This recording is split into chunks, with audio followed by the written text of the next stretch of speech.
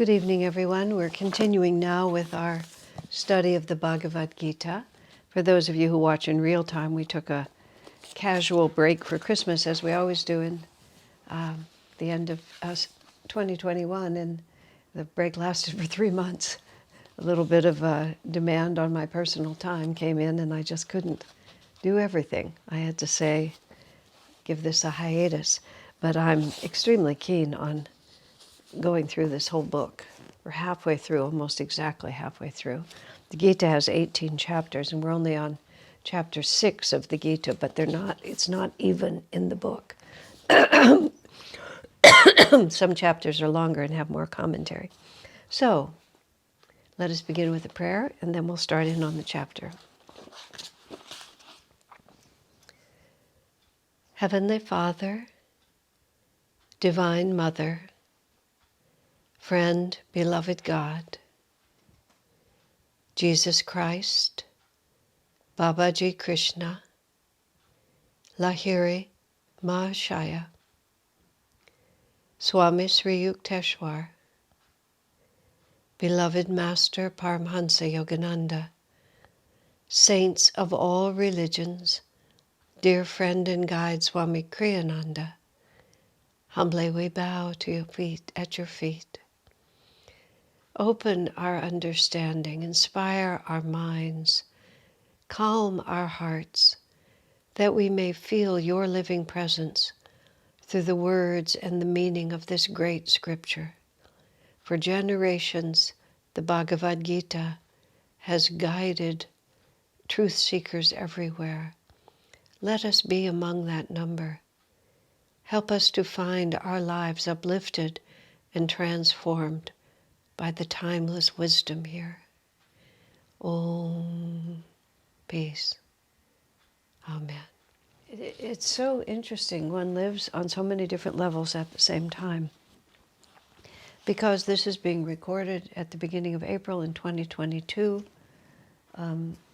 there's recently been a terrible war started on the other side of the world from where I live in the USA, but it hardly matters now. Everything is all the same. Russia has invaded Ukraine, and it's a nightmare. And it brings back to mind, war itself is simply insane. And government seeking aggrandizement and power-seeking people using power to have power over others. The whole thing is a complete mystery to one who is seeking God. But Yogananda predicted that hard times would come because we are transitioning from an age of Kali, which is fixed forms, into an age of Dwapara, which is an age of energy. It's a rising age of increasing consciousness, and it's simply not a smooth transition. Swami put it very dynamically in something he actually said in a talk he gave in Palo Alto many years ago.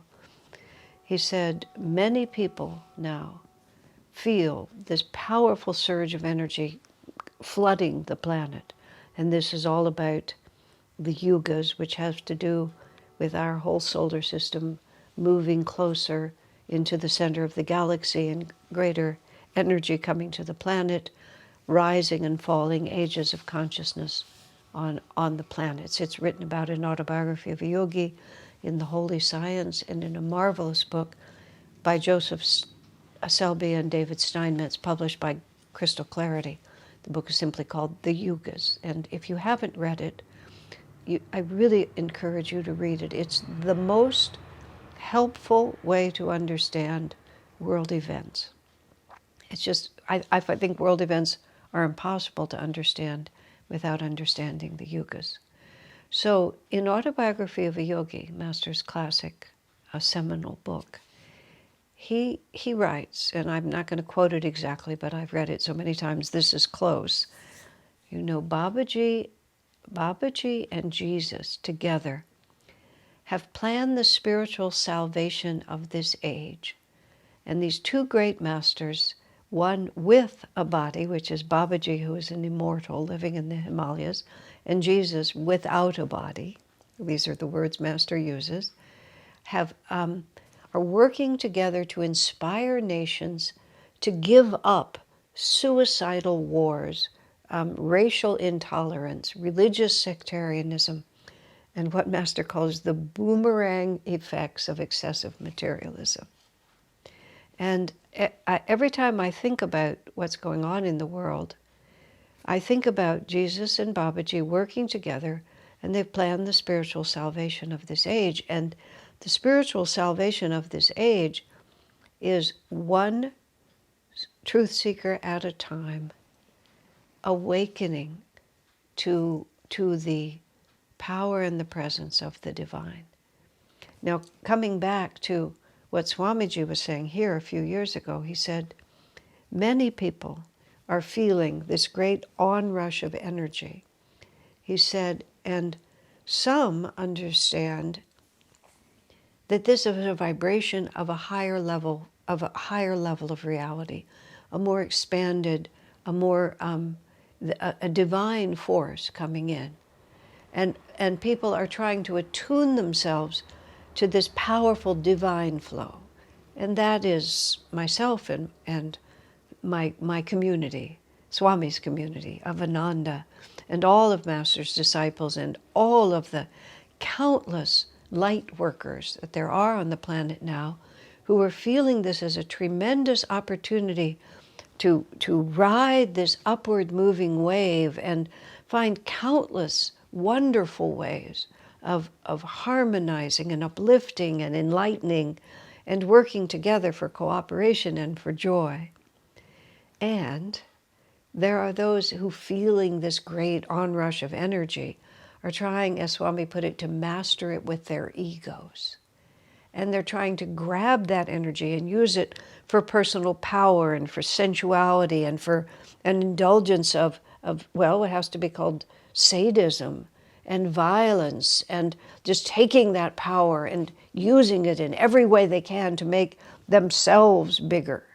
Rather than harmonizing with its upward potential, they're trying to harness it for their egoic satisfaction. And these two forces are just playing themselves out all the time. Now, in the midst of all this, and this is why I started this Babaji and Jesus have planned the spiritual salvation. Master said that Babaji in a previous incarnation was Krishna. That's why whenever we pray Babaji Krishna, because we're praying to the same jiva. We're praying to the same manifestation of the divine in two different forms. Master describes his own mission to the West as being defined by Babaji, and that it was the assignment he received from Babaji was to teach the original teachings of Krishna, the original teachings of Jesus, and to show that they are the same reality. That the art of self-realization is the unifying principle behind all true religions, and certainly behind these the teachings of these two great avatars. One, the definition of Eastern spirituality in many ways, the other, the definition of the West. And for many centuries, they've been used to divide the world. You know, the Christians think those who follow Krishna are heathens, and those who follow Krishna think that those who follow Jesus are, they're so far outside of worthiness, they don't even have caste, they're untouchable, that a high caste person becomes completely corrupted. It's just, as Master said, ignorance is 50-50 East and West. And what people think of as Krishna's religion, which is Hinduism, it has maintained more of the fundamental truths of Sanatana Dharma, because it still has the goal of life as moksha, which is perfect God realization. They understand the return of the avatars. They understand the capability of self-realization of the individual. Whereas on the Jesus side of it, it's just Jesus. There's just no way around it. It's Jesus. Revelation began and ended with Jesus. And by his grace, we may be freed from sin and can go to heaven. But the idea that Jesus actually meant it when he said, "Be therefore perfect, even as your Father in heaven is perfect." That's been lost. So here we are with the Bhagavad Gita. The Bhagavad Gita, which is 18 short verses, relatively speaking. This is short, relatively speaking. I mean, this is the commentary on it. The entire Gita, is this little tiny thing that just fits in the corner of this. The Swamiji created a new translation of the Gita, or master did it, and Swami refined it. And it's just a little tiny book. You can hold the whole thing in your hand. But the commentary goes on and on. And for generations, these short 18 verses have guided and uplifted innumerable, countless great souls, East and West, have been lifted up by this, because this is part of Jesus and Babaji together have planned the spiritual salvation of this age, and reinterpreting the Gita and redefining the teachings of Jesus, because the Christian teachings have become, the Christian churches, Master spoke of Christianity and churchianity as two utterly distinct realities. I'm going to tell you just a fun East-West story of my own before I get back into the book. Well, but anyway, I just, let me finish this thought. I was deeply appreciating how marvelous it is to go through this whole book, which is why I'm determined, no matter how long it takes, to keep plugging away until I reach the end of this book. So I will have a whole series, beginning to end, every word of this scripture in it. Now, 2 or 3 years ago, it was the January just before the March when the pandemic hit. So would that have been 2020? It seems like it was longer ago, but maybe it was. Only then. This is 22, 21, so it would have been 20, I presume. I had the privilege of going to Israel. I've mentioned this to all of you. That was the fourth time I went to Israel in about 4 years, and the second time within a few months, because we decided to lead a pilgrimage trip, and we did two. One was to bring devotees from India to Israel to understand what Master wanted us to know about Christianity, and the other was to bring Americans to Israel, almost entirely from this community, just because we could fill the bus from this community, so we just didn't advertise it bigger.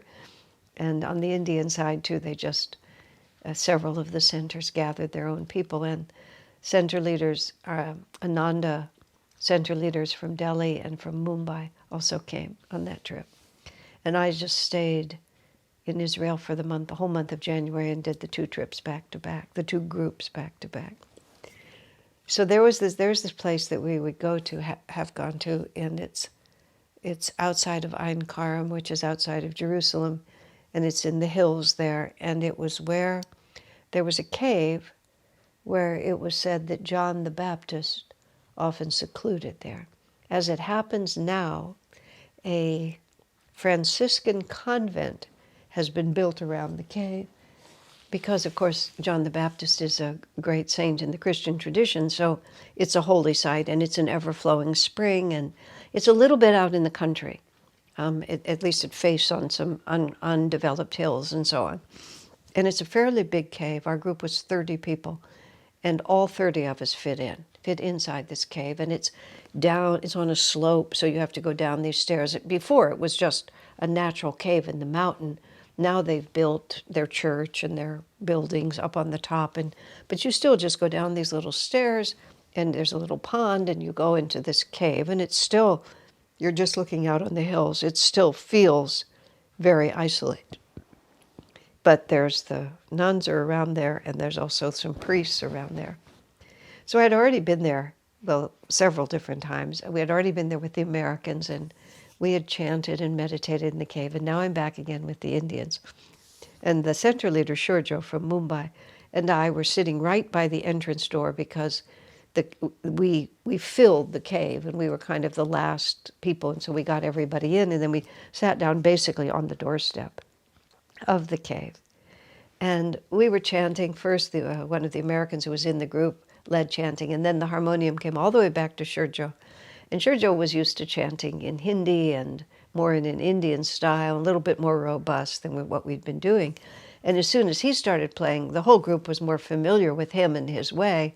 So we really started this very, very powerful chant. And I think it was a Hindi translation of one of Master's chants. But whatever it was, it did not sound like English or Hebrew or Latin or Italian. It was clearly an Indian style something. And most of the people in the room, except for me, also were clearly from India. So we're chanting, we had a wonderful chanting, and then we had just stopped and we were about to meditate. And I was sitting on the floor, and I became aware of this really big man dressed in clerical garb, like a priest, standing next to me. And he said, let's see, how did it go exactly? He said, "This is a Christian place," like that. And it's like, and out of the grace of God, the words that came to me were, and I said it just like this, "We're here for Jesus." Just like that. And I said, "We were about to meditate. We're here for Jesus." "Well, I hope it's a Christian meditation," he said. My gosh, what arrogance. But none of that occurred to me. All I just said again was, "We're here for Jesus," like that. And he sort of there was nothing much he could say. And so he sort of harumphed a little and said essentially like, "You better be," and then went off to where he was. But I thought to myself later, how dare you? Really, how dare you? But it was better that I didn't fight with him. But that's what the masters are trying to get us to stop. We were so clearly full of devotion. We were so clearly serious about what we were doing. Who is he to tell me what a Christian meditation is? And this is what we have been incarnated to work with. Jesus and Babaji are working together to inspire the nations to give up religious sectarianism.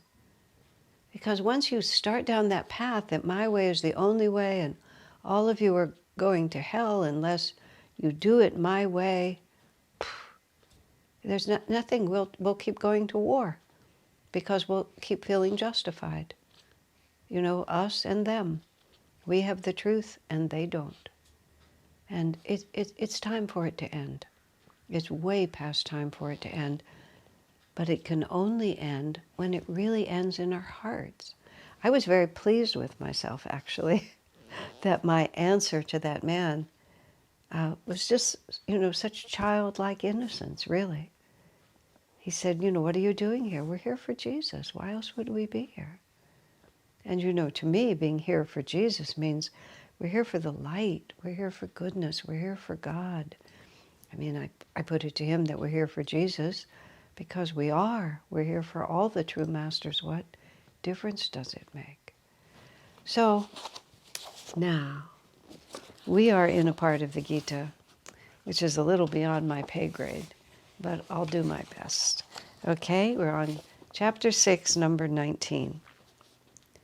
A candle flame burns steadily, protected from the wind. Even so is the consciousness of that yogi who has subdued his chitta, his feelings. Now, a lot of times people totally misunderstand what is intended by this verse or by any verse like it. The phrase, the yogi who has subdued his feelings, that the oscillations of feeling. And people can justify essentially cutting themselves off from a whole dimension of life, which is the feeling dimension of life.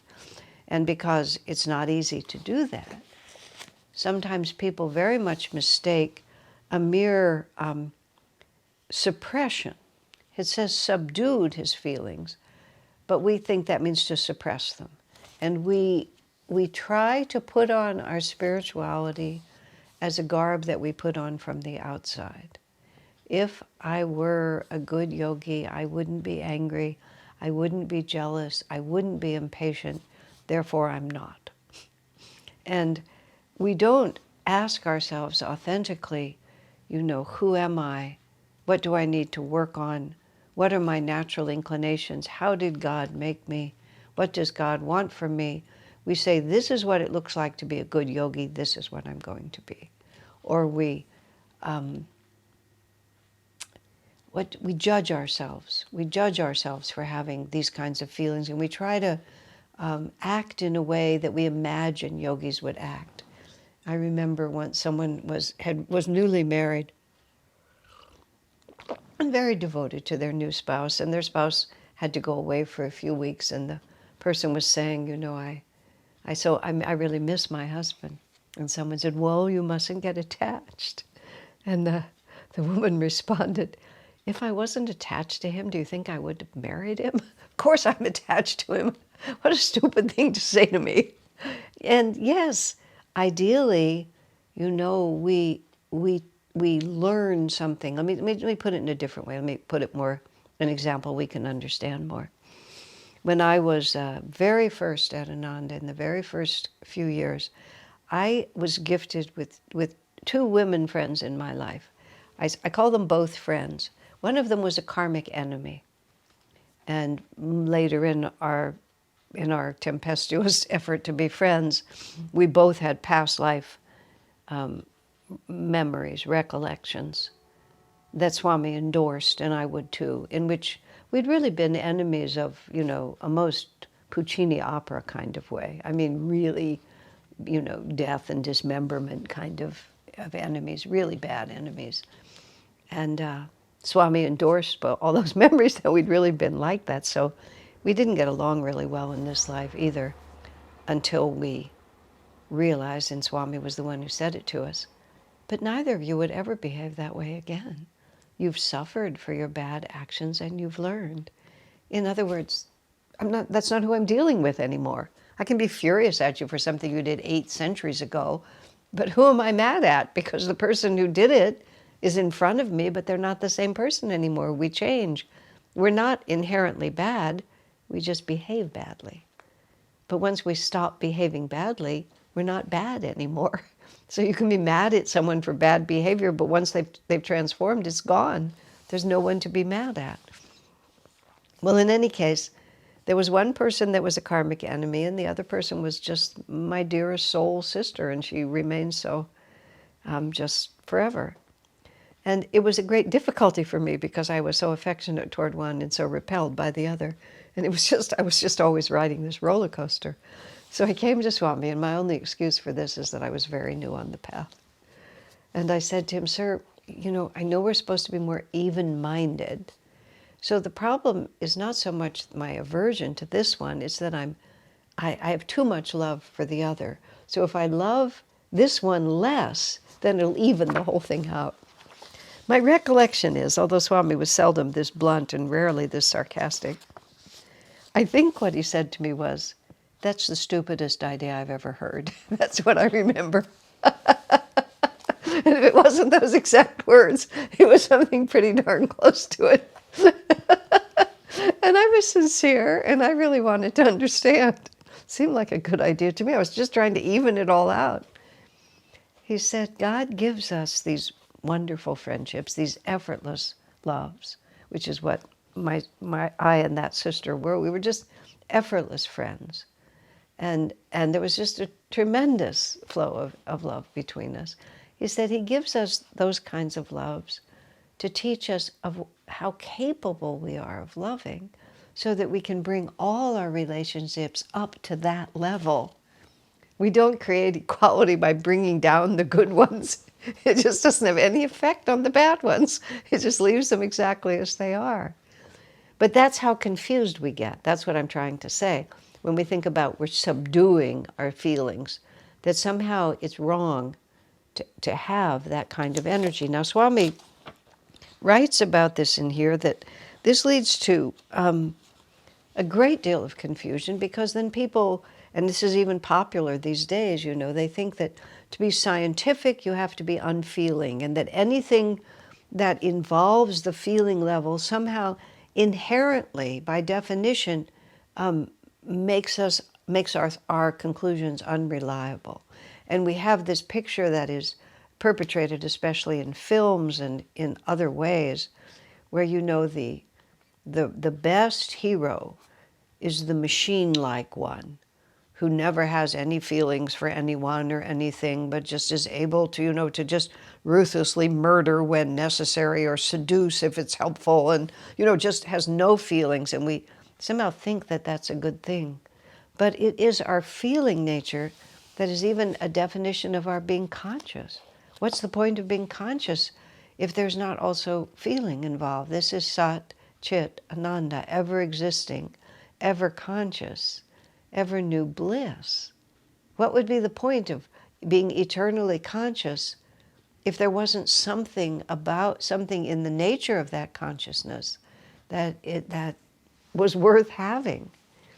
So where we get confused, and this is where the word subdued comes in, is that in English we don't have clear words for this. But and so I have to give definition to English words to explain this. Feeling is the awareness that we have. The calm feeling is intuition, and intuition is not an intellectual conclusion. Intuition is just the perception of the way things are. When we love someone, it's not because we've reasoned it out to do so. It just rises right out of us. We just can't help ourselves. We talk about falling in love, which is implying that, it happens to us. And if, you give birth to a child, or you have a feeling for your mother or your sister, your brother, for anyone, there's just this knowingness about the relationship and the reality of it. And it springs from the center of ourselves, and it's who we are as human beings. Now, what happens to us is, as long as we remain in that flow of energy that's given to us, and when we really love deeply, and it's not just people that we love, we can love beauty, we can love art, we can love nature, we can love music, we can love heroism. There's many things that we love.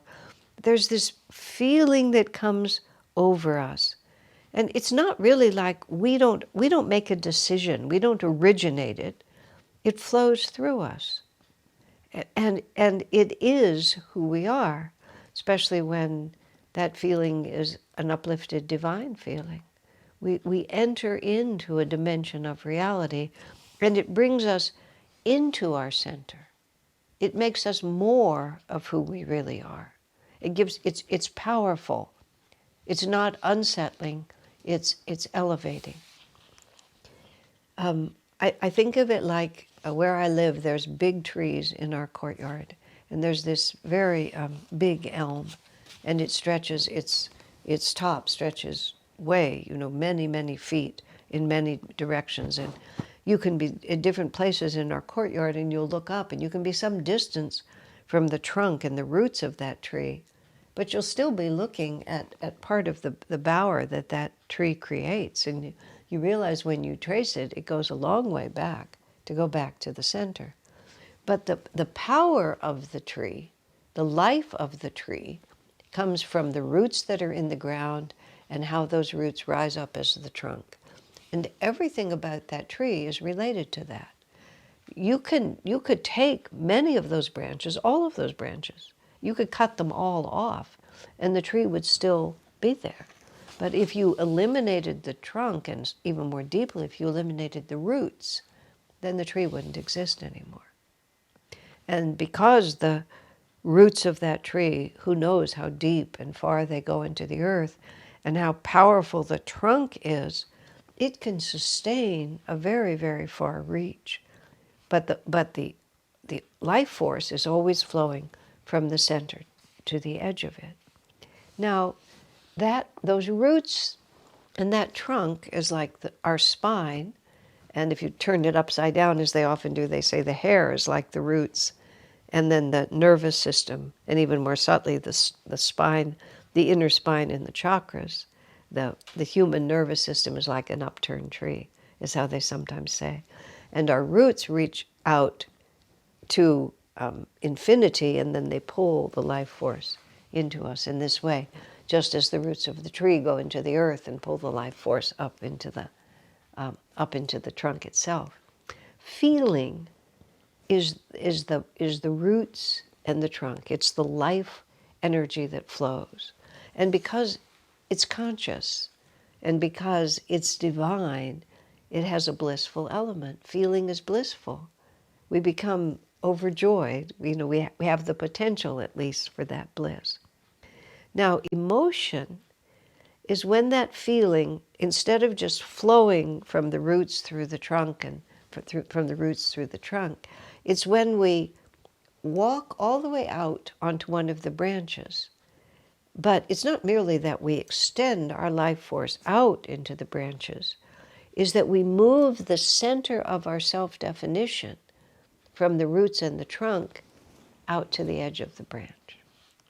And now, instead of being a powerful tree that has extended itself as an artist, as a businessman, as a mother, as a sister or a brother or a wife or a husband, instead of moving from the center of where that divine love comes from and extending it out in as far as my roots and trunk will sustain me, instead I've taken the center of myself out and made the center of myself from there. And now I'm no longer nurturing myself from my core. I'm isolated from my core and I'm drawing what I can, but I'm not standing in my strength anymore. So what happens to us is we start with the feeling, and then we turn that feeling into an emotion because of the way we express it and the way we define ourselves. Now the problem is, branches are vulnerable. Even with these great and beautiful trees we have, the wind can come, some foreign object can hit it, some malicious person could come and saw it off. And if we have put our center out on the branch, and that branch breaks and falls to the ground, then we fall to the ground with it. And then we have to, with great difficulty, find our way back to our roots and our trunk. Now, if we have merely extended our divine energy and our life force out into the branches, if something untoward happens to one of those branches, we may be grief-stricken by it. It's not that we have no feeling, and as these verses go on, it speaks about it. You have deep and compassionate feeling for every sentient being in the universe, but we haven't moved our self-definition away from our center, and we haven't cut ourselves off from the source of our being. So we may grieve, we may feel changed, we may feel maimed by that loss. But nonetheless, we are still rooted, literally rooted, in the power that gave us that reality in the first place. So, as I said, we are changed, but we are not destroyed. So this is what the Gita means when it says to subdue. It means to subdue not at all in the sense of suppress, but to not allow our feelings to become our emotions. I have to use the word emotions. They use the word chitta here, which is a very different word than the word feeling in English. Chitta is the substance of consciousness that is the feeling dimension of ourselves. So when it says we don't want to subdue it, we don't want to suppress it, because it's the power of who we are, but we want to always not allow it to carry us away. When I use the word subdue, I think, as they use in other places here, like a wild horse. When I was a young person, 10 to 13 or so, and I lived in Texas, I used to ride horses a little bit. I was never very good at it. I just was not attuned enough to the horse to ever be very good at it. But I know that there's a certain dynamic that you're working with. where the horse is much bigger, especially I was just a little girl. The horse is much bigger than I am, and I have to maintain mastery over it, or the horse could run away with me or buck me off, or it won't come out the way I want it, unless I manage to subdue the rebellious will of the horse and work with it to go where I want to go. That's what the Gita is talking about. We can't let ourselves be confused by the power of emotion. We have to subdue it. It has to operate in cooperation with our discrimination and our aspiration. We can't just get on the back of our emotions and ride wildly. We always have to be master of it. Now, that again, people will read that to mean we have to be tight and suppressed. But you see, it's actually just the opposite. The more we are attuned to chitta, to the real flowing power of the divine, the more courageously and joyously we can live in this world. And as we progress through the verses in this chapter, I don't know how far we'll get tonight, but we start talking about what makes us afraid and what kind of consciousness makes us fearless. So the result of where we're going in this is not that we have to be rigidly controlled. It's that we become so surrendered, so attuned, that nothing in the world even causes us fear or pain. And of course, if you're fearless, then you can do anything. Most of our wrong decisions start with fear. Fear of loss, fear of embarrassment, fear of losing security, fear of anything. But it all starts with fear. And so this whole section of the Gita is telling us how not to be afraid. There's another part of it. A candle flame burns steadily protected from the wind. Later on in the commentary, they talk about the different ways in which Krishna hints about the relationship between consciousness and breath. And so wind is a reference to that breath. The candle flame is the light that we see at the spiritual eye, and it burns steadily. It's protected from the wind. Protected from the wind means that our our awareness has become so calm that the breath is not agitated, and therefore the light is not disturbed. And this is these are the techniques of yoga, because consciousness and the breath are so closely related. And breath is this unique element, which is the breath is between automatic and under our control. It's beyond our control in the sense that, not that one would necessarily want to try, but you can't commit suicide merely by holding your breath. Because at a certain point, if you have the willpower to hold it, your brain will be deprived sufficiently of oxygen that you will lose consciousness. And as soon as you lose consciousness, you will automatically start breathing again. But at the same time, we can direct the breath to a very large extent. We can do measured breathing. We can do all kinds of breathing exercises. And by the direction of the will, we can determine how that breath is going to flow. And even more profoundly, we can observe that there is a very powerful relationship between our state of consciousness and our breath. You'll notice when you're really trying to concentrate, like if you've forgotten something that's really important and you want to remember it, pay attention. You'll hold your breath. You won't go like that and hold your breath, but you'll just say, just a minute, let me think. And in order to be able to really concentrate, you'll stop breathing. You just automatically stop breathing, because you know that you can concentrate better if you're not distracted. The candle flame will focus more, will burn more brightly if it's protected from the wind. So we protect it just by stopping to breathe. Oh yeah, now I remember, you'll say. Just like that. And when if you're a bad actor and you're just trying to show how agitated you are, you'll show how agitated you are just by breathing hard. You're so excited. And that's how you can convey that you're very excited. It's because your breath is so agitated. How many times with children when they get really upset, the mother or the father will say, now honey, breathe, breathe. And nowadays, because people are tuned into it, we often teach little children, when their emotions begin to get away from them. In our school, we teach the children a lot. Just breathe, breathe evenly and rhythmically, and you'll calm down. You'll begin to subdue the emotions. They'll come under your mastery, and you can choose instead of being compelled.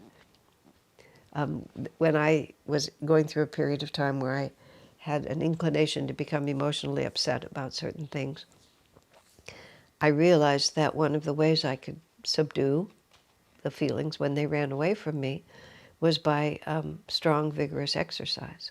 And I began to sort of try to mold my emotional life by whenever I felt a certain agitation growing in me, I would just start walking really fast. Or if I was crying about something, which decades ago I used to cry a lot more than I do now, if I walked hard and started breathing hard, I discovered that I couldn't both cry and breathe deep and regularly at the same time. And I was very amused when I stopped walking because I wanted to cry. That's what I mean. It wasn't subdued. It was ruling me. I could have stopped it, but I didn't want to. I just wanted to ride it out. Not a terrible decision. But you see, you gradually learn. You gradually live from the center and can choose what's happening at the outer extensions of your being, of the expression. You live from the core of who you are, and then you can subdue. Instead of you being ruled by it, you can make it the servant of your higher thinking. So let me see what else we want to say. Okay, I'll just go on now.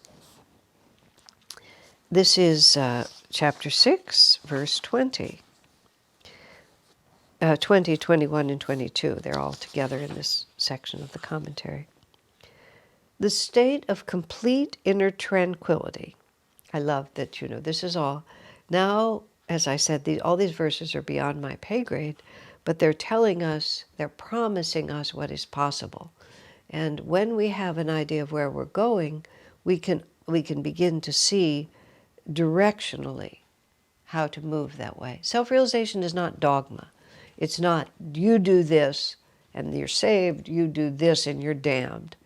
It's like, this is where we're going. This is why the Gita and the teachings, the original teachings of Krishna in Hinduism have been preserved. More of Sanatana Dharma has been preserved because the Gita and other of the scriptures describe for us in great detail what our potential actually is. It doesn't lower it. It doesn't bring it down. It keeps in front of us a much more complete description of what Jesus meant when he said, "Be ye therefore perfect, as your Father in heaven is perfect." The Gita tells you what that looks like. So then we have a point of measurement. I was talking with a friend today and just trying to explain what meeting Swami Kriyananda meant for me. And I often use the word pole star when I refer to him, which is a word that has a very vivid image for me. I know what guru means. I've deeply come to understand what it means. But I've had to give it meaning. The word pole star has meaning already. The pole star, when you're a mariner going across the sea and you're just in the middle of the ocean and there's no landmarks whatsoever, you look to the sky, you lift your eyes, and the pole star was the North Star, and it was a fixed point. And you could always see where you were in reference to it, and then you could adjust your course. Because of its fixed nature, you could adjust your course and it would take you home. You knew how to cross because you could read the stars. That's how mariners navigated before we had all the equipment that we have now. In simple times, they would look at the stars. A friend of mine, actually, the co-author of the book about the yugas, David Steinmetz, he's an astronomer. And I remember many years ago, and this was before there were GPS or anything like that, we were trying to find someplace in an urban area, and we'd gotten lost, and we couldn't figure it out. And his way of solving it, he was the driver, he drove off into a darker part of the city, and he looked up at the sky, and he read the stars, and from the stars he could tell where we had gone, you know, which he could tell which was northwest and so on, and he could get a general feeling of where we were. Then he got back in the car and he drove to where we were going. I mean, it was a unique skill that most people don't have anymore. But when I met Swami Kriyananda, he became the pole star for me. His teaching, his vibration, my attunement with him, his example, and by no means, even after all these years, am I in alignment on the level that I would like to be. But it's directional, and I can always see whether I'm moving in the right direction because he's a fixed star in the sky of my aspirations. So when we read in the Gita, you know, the candle burns steadily protected from the wind when we have subdued chitta, and we are no longer being tossed about wildly on the waves of our own emotions, but have become the master of this flow of energy. And as I'm about to read, you know, we hear these exact descriptions. It's not that we have to squeeze ourselves into the box. It's that it always tells us which way we're trying to go, which way is forward. It looks more like that than like this. Okay? So, chapter 6, verse 20. The state of complete inner tranquility, which is attained by yoga meditation, wherein the little self, the ego, perceives itself as the self, enjoys itself as the self, perceives itself as the self, enjoys itself as the self, that state in which bliss, transcendent above the senses, and accepted as such by intuitive intelligence, can never be expunged. The state which once attained is considered beyond, the treasure beyond all other treasures. In that state alone does the yogi become immune to grief, even in the face of the greatest tragedy. Now that is really a promise, isn't it? That this is the state that the yogi can attain. And it's so interesting. This is 3 verses run, you know, these are 3 verses. This whole statement is divided into 3 verses.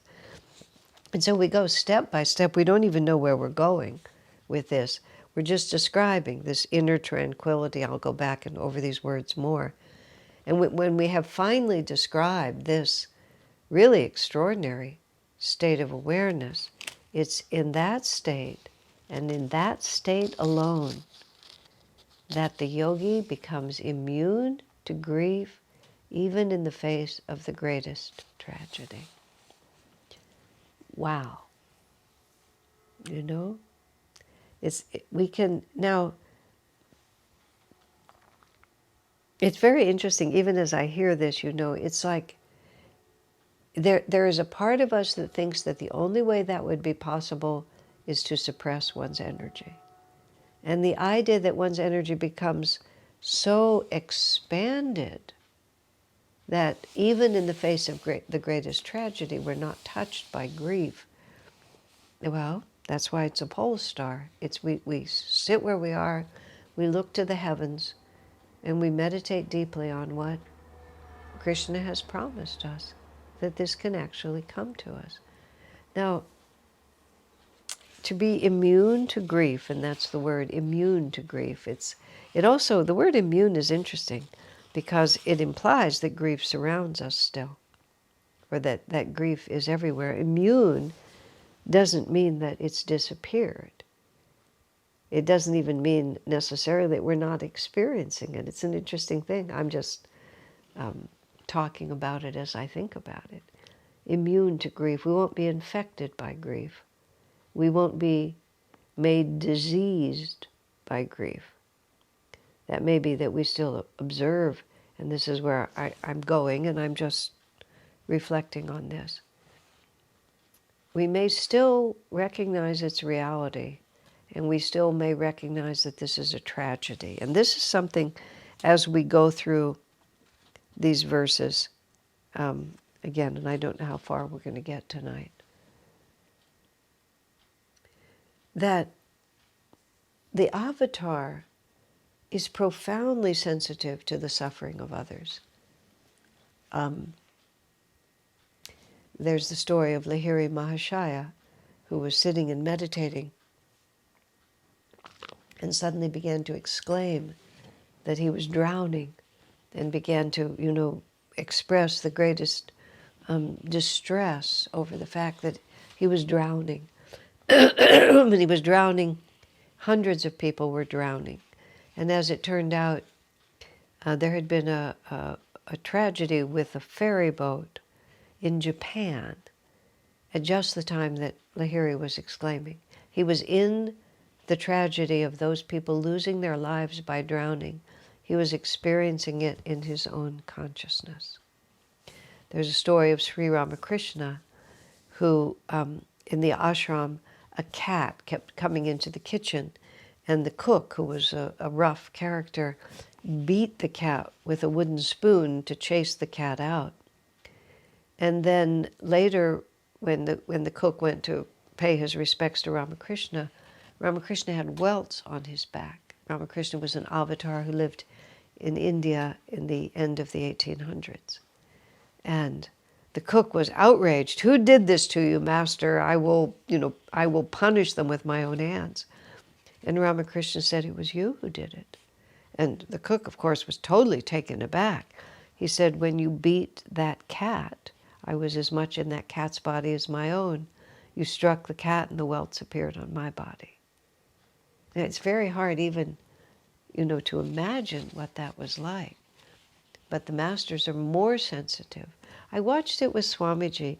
Now again, you see, one wonderful thing about the spiritual path is that if it's true on a very high level, and Swami was so good at this, he would present to us some really transcendent truth, and then he would show you how you have the same principle. The same principle is expressing on the level at which we live as well. And my favorite one of his that he did like this was, why did God make creation?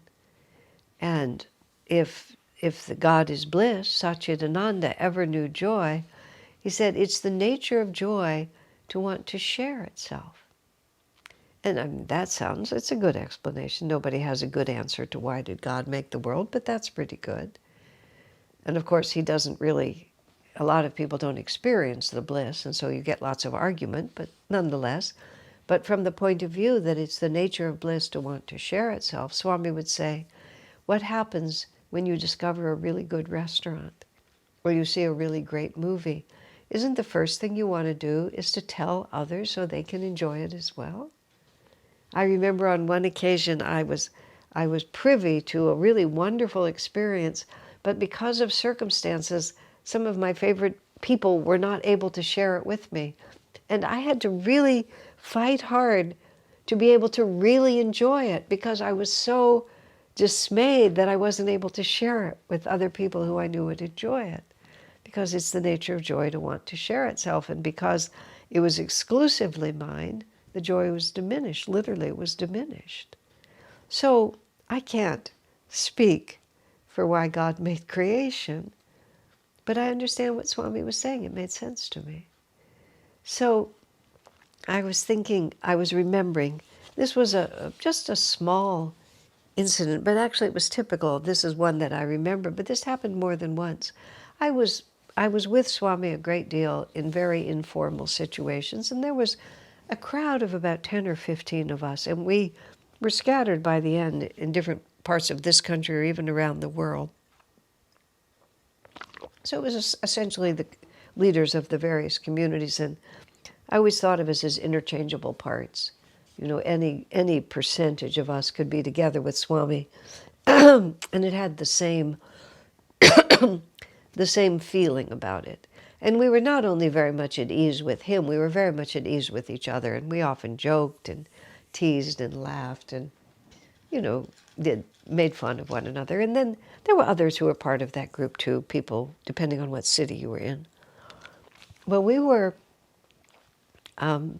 actually sitting around the dinner table in my own apartment, 10 or 12 of us, and a few were community leaders and then a few other people. And there was one man in the group who was a musician and a singer, and he was a naughty boy sometimes. He had a rather colorful romantic life. That's the only way I'm going to put it. He was an interesting. Chitta was not always subdued in his nature, but he was a very good singer, and he had a particular quality to his voice. And Swami made the simple suggestion. He said that man should record Swamiji's Shakespeare songs. Swamiji, at one point in his life, he said, had so many melodies coming into his head, but the lyrics always took him longer time, and he just wanted to write melodies. So he took the songs of Shakespeare, many of the songs of Shakespeare, maybe 15 or 20 of them, and he wrote melodies for all of them because the words were already there. Now, some of the words of Shakespeare are very noble and uplifted, and some of them are a little raunchy, not raunchy by modern standards, but a little colorful and a little bit about flirtation and rollicking in the hay and things like that. Just that was the spirit of the plays. Sometimes that was part of the humor, was a little, just a touch suggestive. Today now they're perfectly innocent compared to what people do now, which is absolutely pornographic, but that's a whole nother discussion. But nonetheless, Swami said at the dinner table that he should record those songs because his voice was more suitable.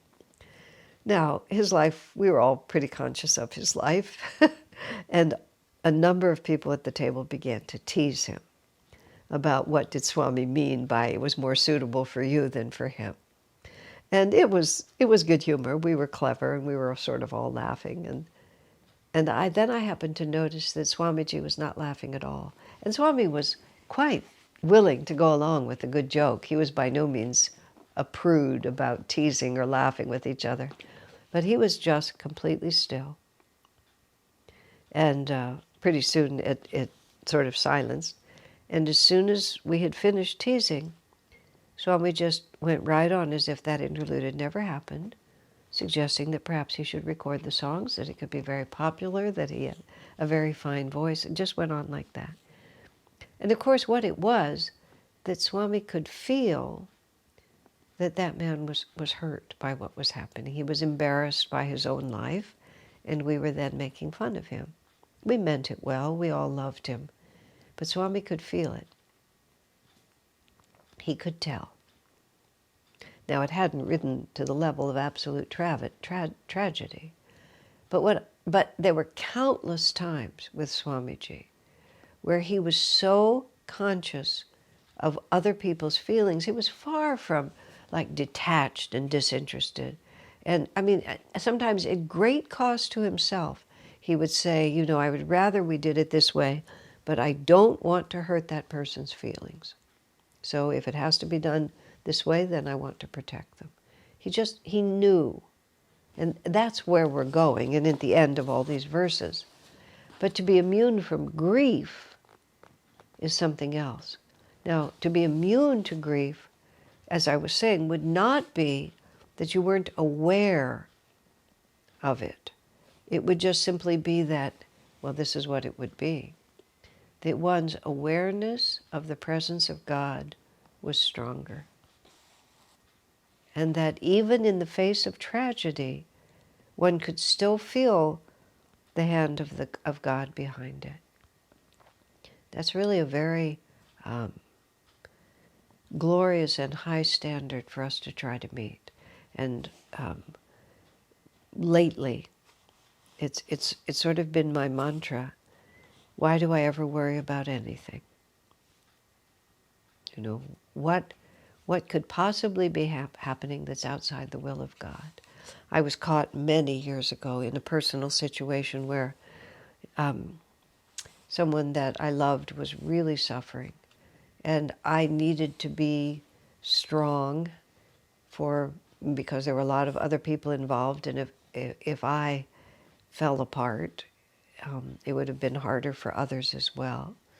But the strain of it finally got to me, and I exited and found a little private place, and then I allowed myself to weep because I was not immune to grief.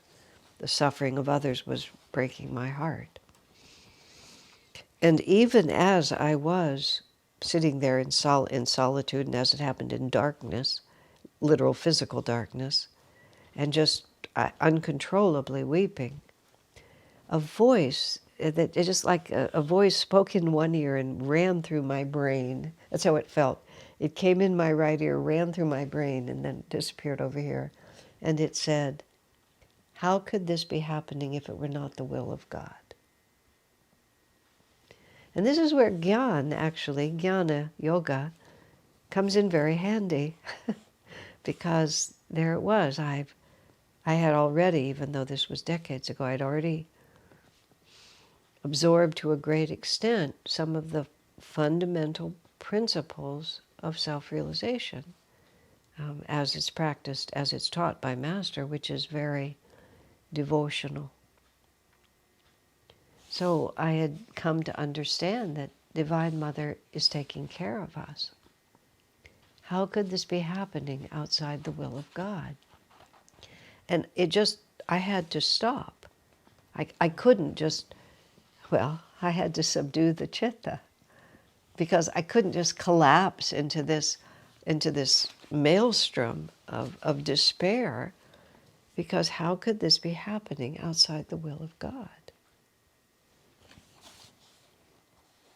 So I started this whole discussion today talking about world events, which I don't follow very closely, but I follow enough to know that there's a lot of people suffering, and that this is tragedy. There is tragedy unfolding for a lot of people, and I don't know, maybe for the whole world before we're finished with this.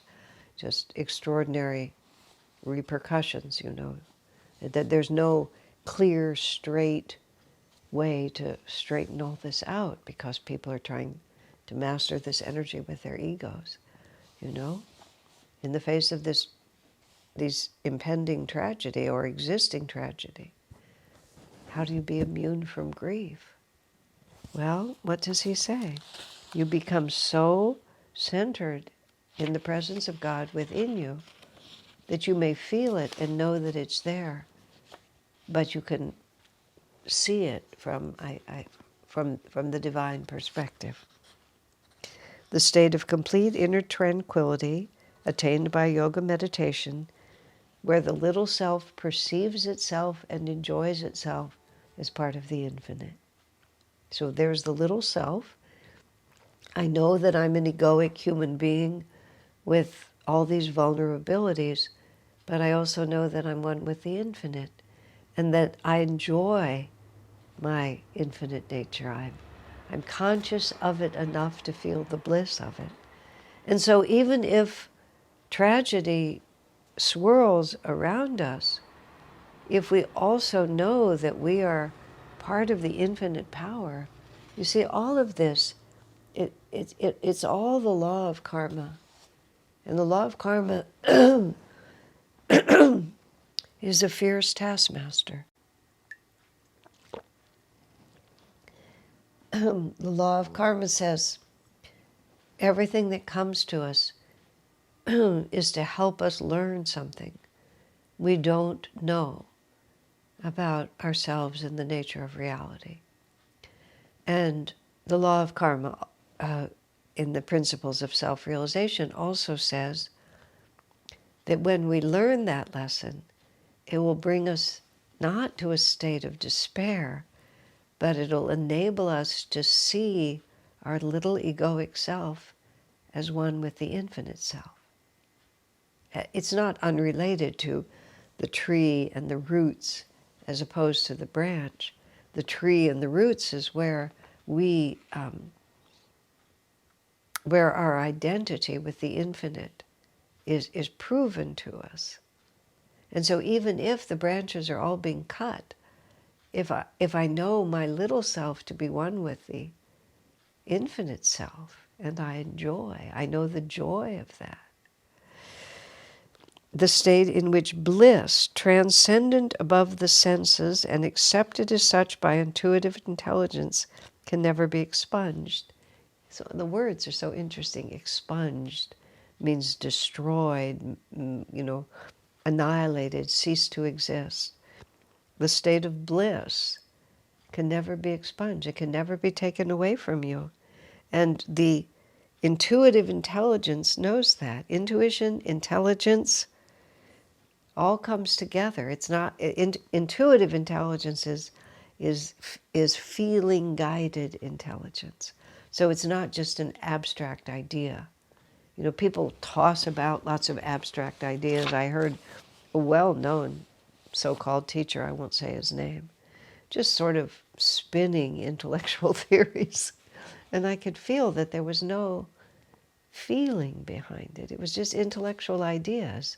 And intellectual ideas do not give you immunity to grief.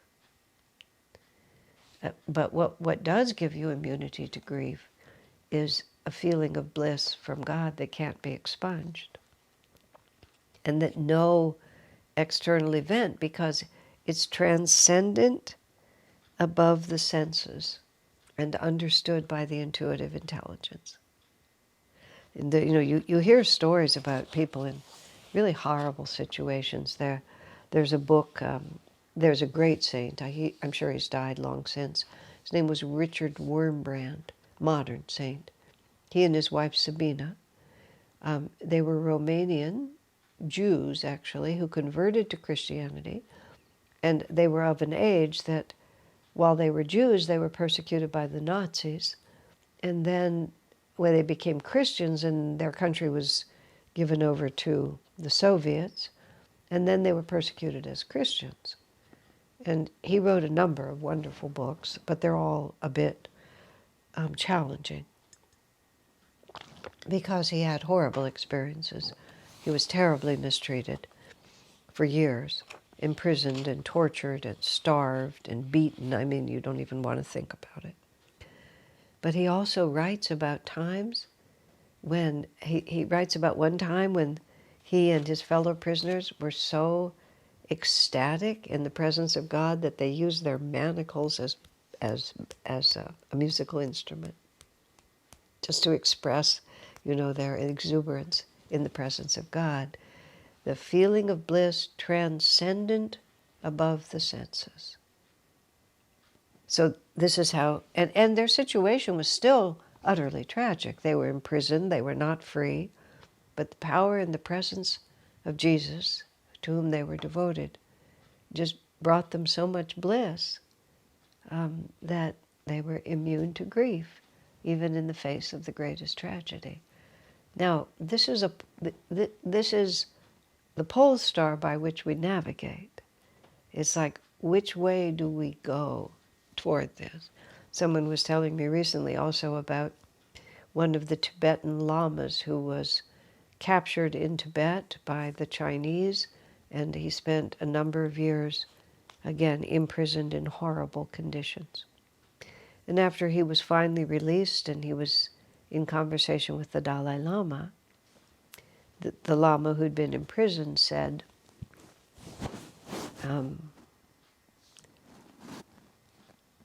let's see, it was very, very challenging, and I nearly made a terrible mistake, or it nearly conquered me.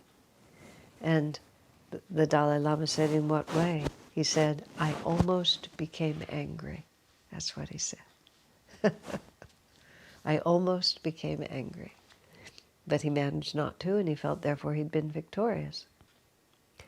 He was immune to the grief of the situation, which would have turned to anger. It didn't mean that he didn't feel pain in his body, or perhaps he didn't. Perhaps the bliss lifted him to a state that was transcendent above the senses. The Gita tells us it's possible. So then he says, let's see, the state which once attained is considered the treasure beyond all other treasures. In that state alone does the yogi become immune to grief, even in the face of the greatest tragedy. Yogananda used the phrase, to stand unshaken amidst the crash of breaking worlds. We shall see whether we shall have the opportunity to test this. And even if we can't practice perfectly, we have to also understand that perfection is directional, which is how should we try to become immune to grief? By giving way to anger, to fury, to revenge, or should we see this as the footprints in the sand that will actually lead us to where we want to go? Okay, number 623. That state is known as yoga. That means union. The condition in which one becomes immune to any pain. The practice of yoga should therefore be followed resolutely with undaunted feeling. It's just, I'm a wordsmith, of course, but I just, sometimes the words, the actual words are so excellent. You know, he talks about let's see, what exactly was it? The bliss which can never be expunged. And this word, undaunted feeling. Undaunted is a really interesting word all by itself. You know, after the time now that I've spent on the path of Kriya Yoga, having being plus 50 years now, which really sounds like a big number, but it doesn't feel like a big number. It just feels like yesterday, today, tomorrow. You know, it's just that it doesn't accumulate because it's always now. But it is interesting to look back and just think I've been doing this for a very long time. But a lot of times people will ask me for, you know, like trick questions for the overall advice. And the overall advice is just to persevere. Just to persevere. Don't quit. 2 words. Don't quit. That's all. If you don't quit, you will succeed. And so that phrase, undaunted, you know, undaunted feeling. That and we do it, you see, because of the feeling. Let me think what I was trying to. There was a. You know, the difference between intellectuality and intuitive intelligence, because there's a big difference. Because I live in an ashram and have for so many years, and because more recently, this wasn't always true, but more recently, I'm either talking online as I am now, where what I offer is the result of what I feel to offer rather than a room full of people who are asking me for something. And also just because I've chosen this, I tend to be talking to people who are receptive to what I have to offer. And if you're not interested, you know, you don't have to watch it. You don't have to come to my programs. You don't have to read my books. You just aren't interested.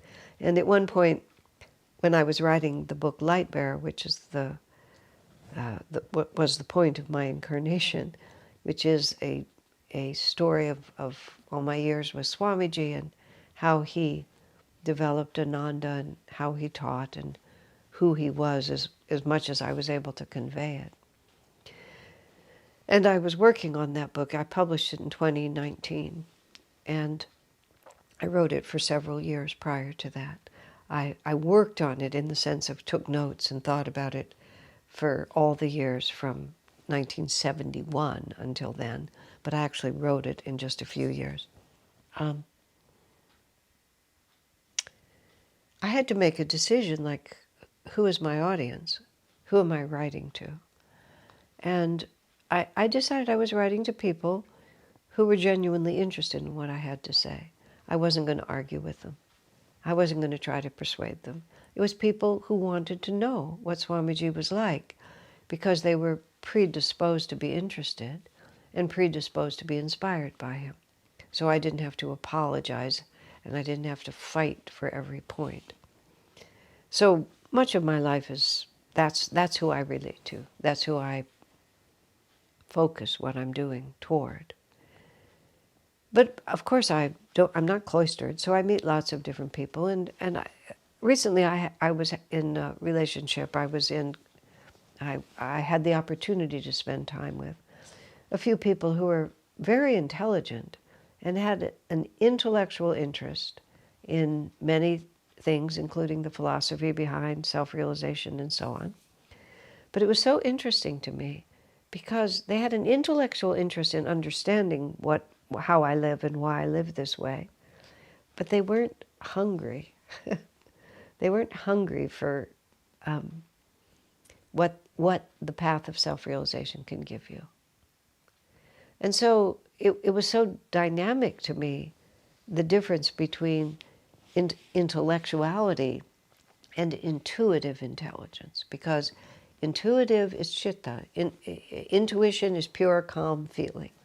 It's the absolute, just the feeling nature, but unruffled, just from the divine, pure feeling.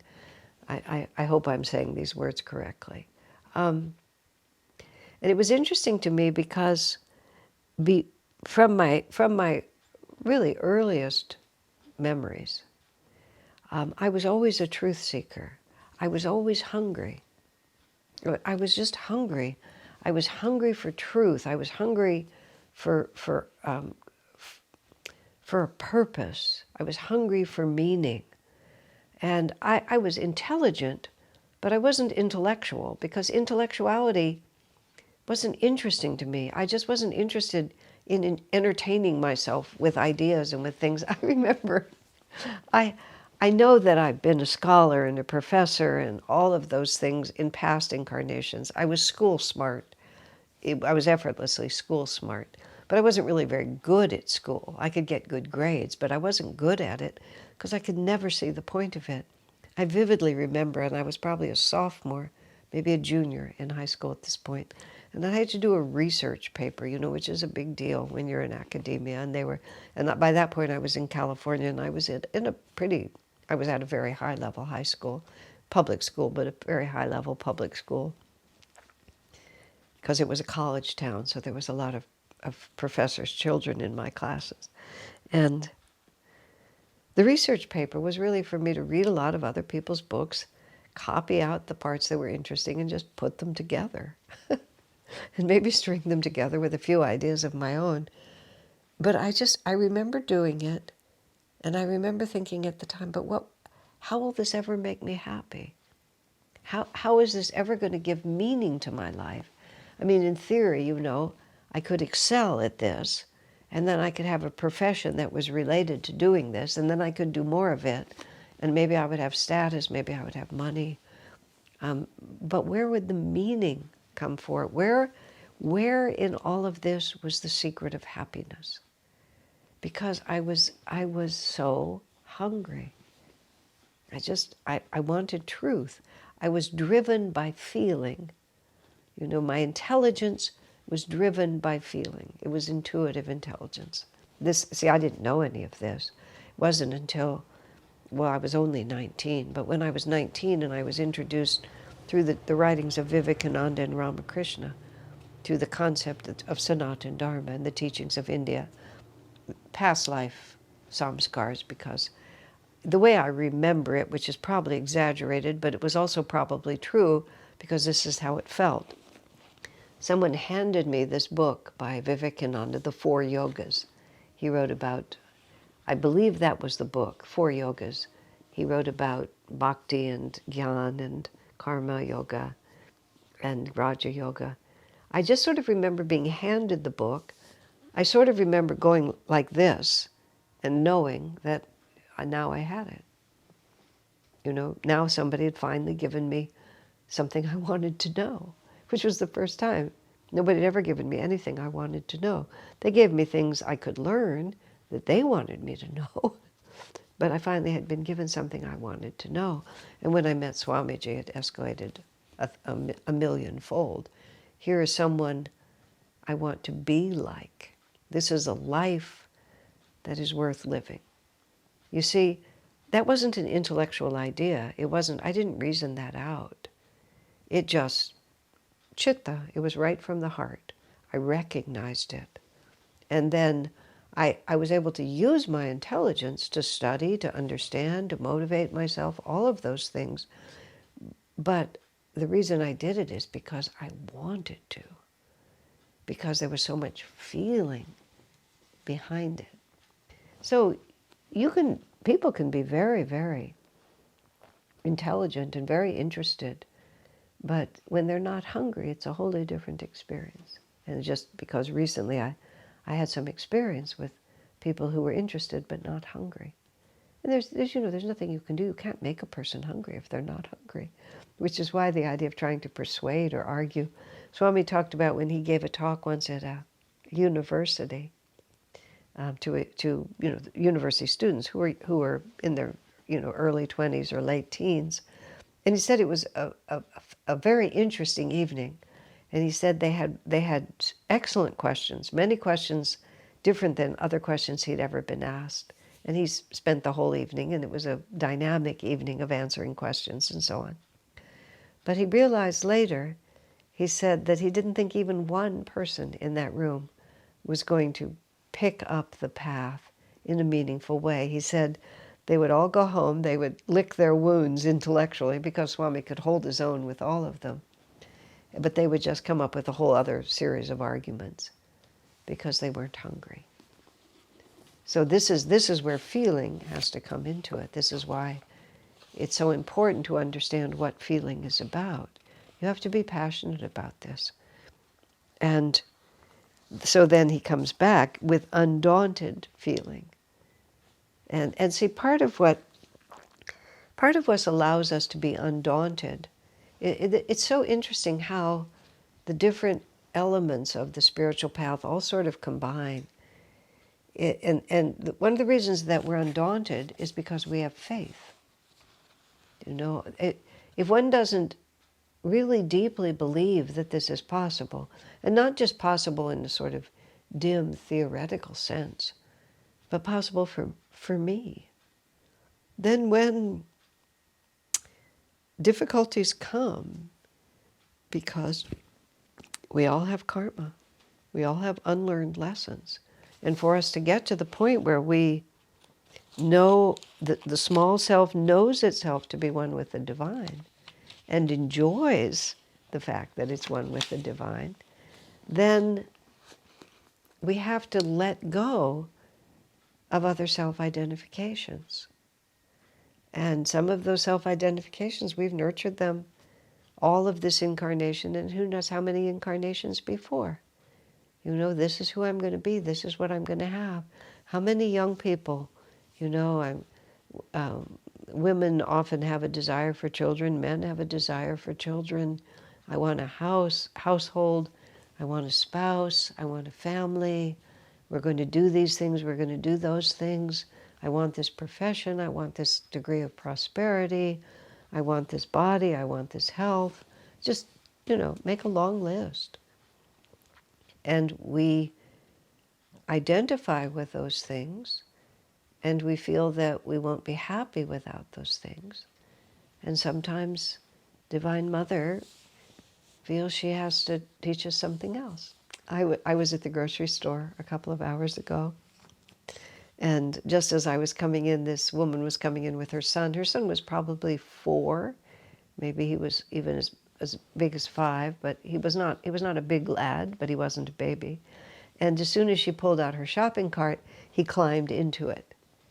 And she said to him, "Don't you think you're a little big to be doing that?" And he said, No, I'm not. The infallible, irrefutable logic of a child. Don't you think you're a little big? No, I'm not. It's like, this is what I want to do, this is what I'm going to do. Now, he fit into the basket, and she could get her groceries in around him, and he enjoyed riding in it. It was a completely harmless thing one way or another. But just that absolute insistence. Here the mother has the perspective on this situation, and the child simply refuses to accept it. That's us in Divine Mother. We say, this is what I need to be happy, this is what I want, this is what I'm going to do, this is what I'm going to get, this is where my happiness comes from. If I don't have these things, I am grief-stricken and I will never recover. And Mother says, actually, it's a little different than that. And we say, no, it's not. So she takes action to teach us, because a good mother doesn't let her child remain an idiot, even if the child rebels against it. So that's the karma, that's unlearned lessons, in which things happen to us, in which our littleness is challenged, and we're asked to embrace a greater reality because we have no choice. Tragedy strikes, someone dies, health is broken for reasons we don't understand, aspirations are not fulfilled even though we try as hard as we can, the people that we love turn out to not be as lovable as we thought they were. It goes on and on and on like that. Undaunted. That's the word, undaunted. Undaunted feeling. Because when our feeling becomes weakened, when our hunger for spiritual victory, when we become discouraged. So undaunted is what we're working with, is undaunted feeling. It can be done. I will persevere. And then even more powerfully than that is the very simple choice. What choice do I have? That's really where the power comes from. There comes a point on the spiritual path where intuitive intelligence tells you there's no alternative. But very few people, on the planet can do that. But let us be one of them.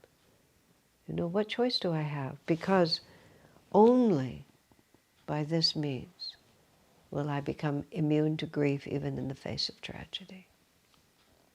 And if that is possible, and when we understand that that immunity is not coldness of heart, but is the softest, most compassionate, most loving nature that we can imagine.